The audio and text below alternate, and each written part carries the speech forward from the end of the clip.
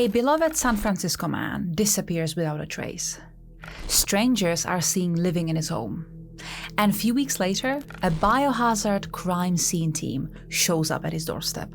But then something twisted happens, and the resolution will make you furious. This is the chilling story of Brian Egg, a case so mishandled, it makes you wonder whether justice ever had a chance.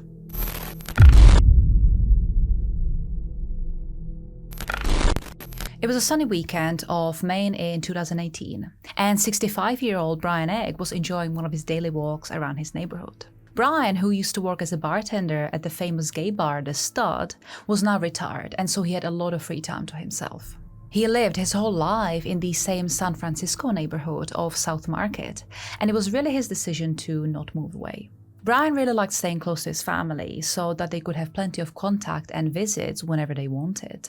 Apart from his family, Brian was also really liked by his neighbors. Not only was he always kind just about to everyone, but he also kept the Santa Clara Street where they all lived clean, and he also watered all the plants alongside the road. Brian was also known to be a little eccentric, like for example the time when he decided to host a gallery show right outside of his house and hung various paintings for everyone to come and admire. But apart from this, everyone agreed that Brian was just a really nice man, and so he truly was a key member of their small community. Brian, who was accompanied by his dog, continued on to walk through the streets, saying hello to people he recognized as he was passing them by. But as he was so conscious about the community, he could not help himself and started picking up trash as he went.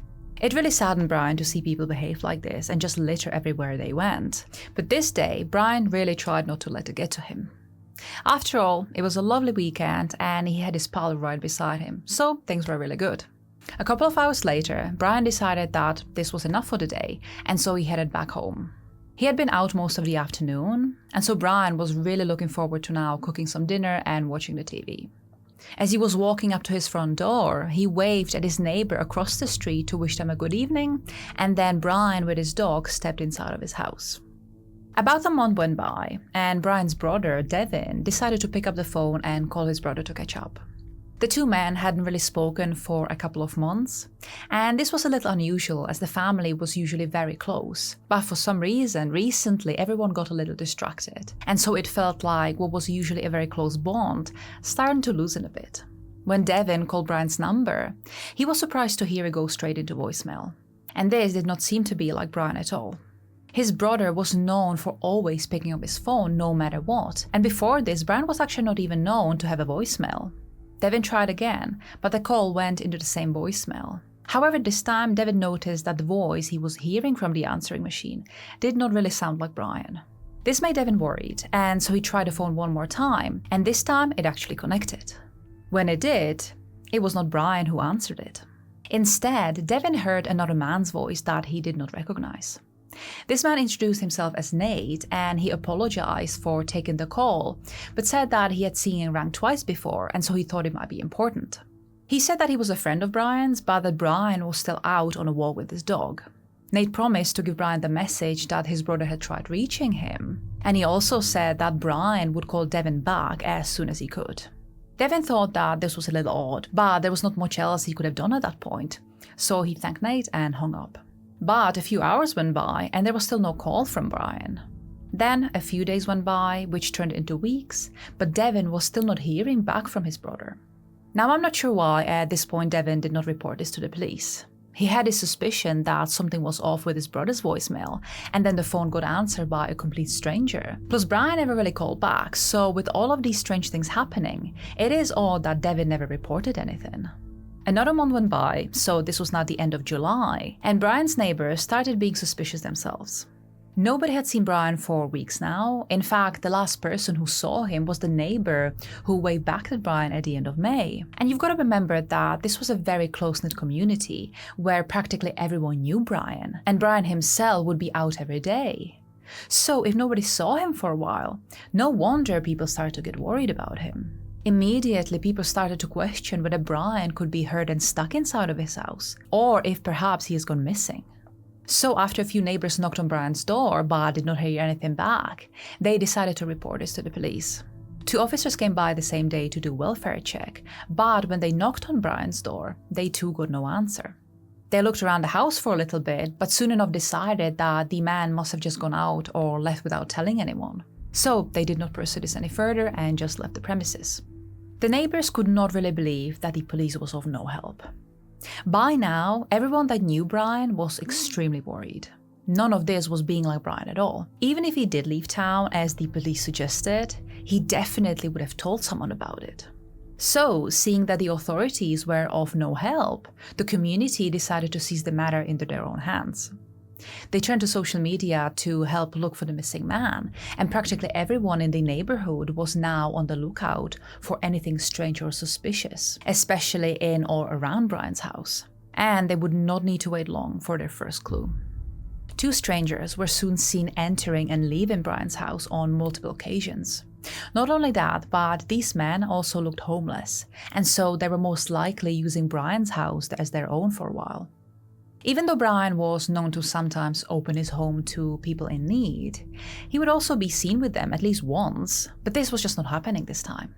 Thinking police would be interested in knowing this, the community alerted them again, but to their surprise, nobody took them seriously and the police never even came to investigate.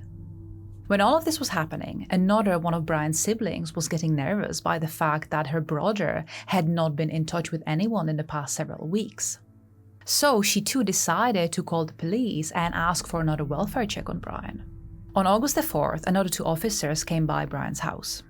They approached the front door, knocked on it a few times, but again, nobody came to the door to answer it. Despite all those calls from Brian's family and the neighbors, the police yet again decided to not pursue this case any further and just left. By then, everybody was furious. Why was the police not taking any of this seriously? A valued member of the community was missing, and nobody was doing anything about it. What I don't understand is, why did nobody from Brian's family stop by? If their family was so close, someone was bound to have a spare key. And even if they did not want to enter the house by themselves, they could have called the police to assist them with that, so someone could have gained access to the house already. It is not known whether the family was actually aware of the fact that there were homeless people spotted entering and leaving the house. But to me, if I lived near one of my family members and I did not hear from them for a while, I would have 100% gone over to visit them. To be honest, even if they didn't live that close, I would do it. Like, this is your family, you're supposed to protect one another. But then another very odd thing happened. This was noticed by a neighbor that lived across the street from Brian, who incidentally was one of the neighbors who were concerned about the whereabouts of Brian the most. According to this witness, he saw what could only be described as a stream of sudsy water gushing from underneath Brian's front door. He could also see several shady-looking individuals roaming around the house trying to frantically clean it. Not only that, but once he got a little bit closer to the house, a very strong smell of bleach came right at him. This could only mean one thing. Someone was doing a deep clean inside of the house. But that was not everything. The same two homeless-looking men who had been staying at Brian's house were now seen carrying several cans of paint and paint rollers into the house. They then painted over the front door and could be seen painting a portion of the house on the inside. I think nobody really believed that they were there to just redecorate the house out of their free will. So this was only pointing out to one other possibility, that they were trying to cover something up. But if you thought that this was the worst part of the story, then you'd be very wrong. What I'm going to tell you next will really up the ante and will leave you absolutely horrified. A few days passed since the last welfare check, and with still no new information or leads on Brian, his sister decided that enough was enough, and she filed a missing person report. This was on the 7th of August, and I can't help but wonder, why did it take her so long to do this? Brian had been missing since the end of May. Their brother Devin was unable to contact Brian a whole month prior, and Brian never called back. Not to mention the string of very suspicious things like the stranger calling himself Nate that answered Brian's phone, or the fact that Brian now had an answering machine that sounded nothing like him. Why did nobody from his family try to visit Brian if they lived so close? It would take one more week, and a very bizarre thing to happen, for the police to start taking this case seriously. This would be the August 14th, and that is when the neighbors noticed what would be the final proof that something was indeed horribly wrong inside of Brian's house. Standing in front of the house was a strange man, and it was obvious that he was waiting on someone. Then, a few minutes later, a white van from the company called Aftermath Services pulled up. The driver stepped out, met the man, and then the two headed inside of Brian's house. And this is exactly what disturbed the neighbors the most. You see, this company is not just like any of the cleaning companies out there. These guys specialize in biohazard crime scene cleanup, meaning they would be usually involved in incidents where people have passed and where the scene needed a full, true deep clean. The neighbor did not need to see more, and he dialed 911 to report this. Of all the things he had recently seen happening on Clara Street, this one was definitely the most bizarre and haunting, and the neighbors started to feel like the worst must have happened to Brian. But nobody was really prepared to find out the truth. A police car arrived just a few minutes later and immediately made an arrest. This was of the 52-year-old Robert McCaffrey, who was that strange man waiting for the cleaning company to arrive. He was also found with $1,000 in cash on him, which was apparently there to pay for the cleaning service. Linked to this, the authorities managed to obtain a search warrant based on the found evidence such as the cleaning products and strong odors coming from within the property. Just 2 days later, another arrest was made, and that was of the second stranger that had been staying at Robert's house. This turned out to be a man with prior convictions for grand theft, a 39-year-old Lance Silva, and he was located in a nearby residential hotel. He was in possession of Brian's credit card and some cash, which was believed that Silva had withdrawn from Brian's account. But the biggest shock came from the actual house itself. After searching it with the help of cadaver dogs, behind a picture covering the entrance to under the stairs, a storage room was found. Incidentally, this is exactly where a strange odor seemed to be coming from since the day they entered the house. When the authorities proceeded to open the storage room, they were immediately hit with that foul smell again, but now there was no doubt that it was coming right from there in that room. Inside of the small space was a large glass fish tank covered with a sawhorse and filled with strange chemical liquid. Next to the fish tank, a fan was placed, blowing air in front of the tank towards the door. But this was nothing in comparison to what came next. When the sawhorse was removed, a headless and handless torso resurfaced to the top. The remains were still clothed in a shirt, t-shirt, and jeans, which contained $9.71 in cash. Upon closer inspection, the room was filled with bottles of bleach, detergent, and odor-eliminating chemicals, with several empty bottles of Drano lying around the fish tank. Now, Drano is used to quickly dissolve hair, soap scum, and gunk to unclog drains, and so it looked like the fish tank was filled with this liquid with the hope that it might help dissolve the body as well. Further bone fragments were found out in the back garden in a planter box. Now, the remains were immediately removed and sent for an autopsy. The medical examiner ruled that because of the extreme stage of decomposition, it was impossible to determine whose body that was, and so that they needed further DNA samples to be absolutely sure. The authorities had to get in touch with Brian's family and obtain samples from them, since the body was found in his house. And in the meantime, a full autopsy was performed, and it was determined that the person was killed with a blunt force trauma and that undoubtedly this was a homicide case.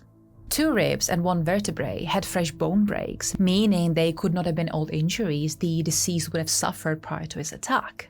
These injuries were also said to be consistent with being struck in the chest, which is most likely what ended up killing this person. It would take some time for the DNA results to come back, but eventually it would be determined that the deceased body did belong to the missing Brian Egg. Upon further investigation of Brian's bank account, it was discovered that the suspect Silva had withdrawn money from it. But these records were going back quite a bit, almost exactly to the date when Brian went missing.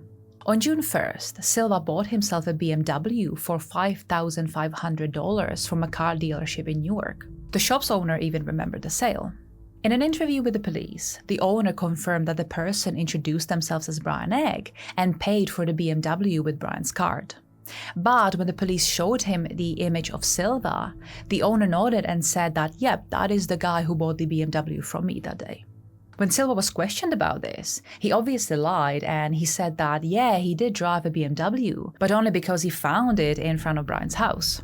On June 16th, this BMW was actually towed, and who showed up to collect it? No one other than Silva himself. Furthermore, Brian's brother Devon also shared his thoughts on this. Brian had actually written him a check for $50,000 to help him buy a new house, and this was in the spring of 2018. Devon never cashed this money, but now, suspicious after his brother had disappeared, Devon went to the bank to see if there was enough money to cash it, but he was told that there was not. Eventually, the bank had to recover $70,000 in stolen money, and Devon really hoped that the surveillance video could be obtained to see who had actually posed as his brother to withdraw all of this money from the bank, but he has never been able to get his hands on this. And it seems that nobody else did either. To me, this is a huge oversight, almost done on purpose. What is the police trying to hide? Why was nobody doing their job on this case? In terms of the two suspects, they were initially charged with ID theft, financial crimes, as well as homicide of the unknown person in the fish tank. But amazingly, even with all of this evidence and testimonies collected, this was still not enough for the district attorney. So what did they do? They dropped all those charges against both men, and Silva and McCaffrey were released from custody at the end of August 2018. Apparently, this was because the DA needed more time to investigate the homicide. But even when the DA results came back and it was determined that the body was of the missing Brian Egg, those two men were never rearrested. Brian's murder was ruled a homicide by the San Francisco Medical Examiner, but that was pretty much it. And with no new leads or evidence, this case was put aside, and eventually it grew cold because nobody else bothered to even look at it and re-examine it again.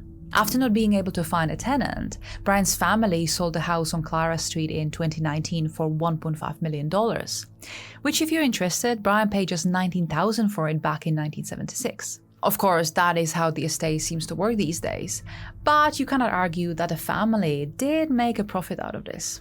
Again, I'm not pointing any fingers, but it does make me pretty mad that none of his relatives made any effort to properly look for Brian when they stopped hearing from him. Filling a missing person report 2 months after he disappeared is just too wild for me. For a family that was supposed to be close, this just makes no sense. In comparison to this, in August 2020, a fundraiser was set up by Brian's neighbors, and a tree was placed nearby his house to honor his memory. He's still being very much missed by the community, and will always be remembered as the kind man who kept Clara Street clean and took care of its plants. To this date, everyone that knew Brian is still shocked and absolutely disgusted that this murder, despite having pretty solid suspects who were proven to have stolen from Brian, has still not been solved. This is definitely something Brian did not deserve, and it is really sad to see that justice still has not been served. And it looks like it never will, because nobody is bothering with it anymore, meaning it will likely stay cold forever. I do wonder if the DA just dropped it because they are corrupted as hell over there. But I also hope that because of this, they will never have a peaceful moment to themselves. What they and the whole police force did when investigating this was just wrong. Nobody really bothered to do their job, and it seemed like only the bare minimum was done, and that was of course only after some pretty horrific evidence presented itself. So all I gotta say about this is well done for letting the murderers get away with this one. The DA and all the investigators who were working this case should be ashamed of themselves. They should have never been appointed to their positions in the first place, because clearly they're absolutely useless at it. They were supposed to protect the community, and they massively failed at that. I think I've made my stance on this case pretty clear throughout the story, but I'm really interested to know what you think of it. Let me know your thoughts in the comments, and I will see you very soon with a brand new episode. But in the meantime, check this episode out. I think you'll be really shocked to hear how it all got pieced together. Until next time.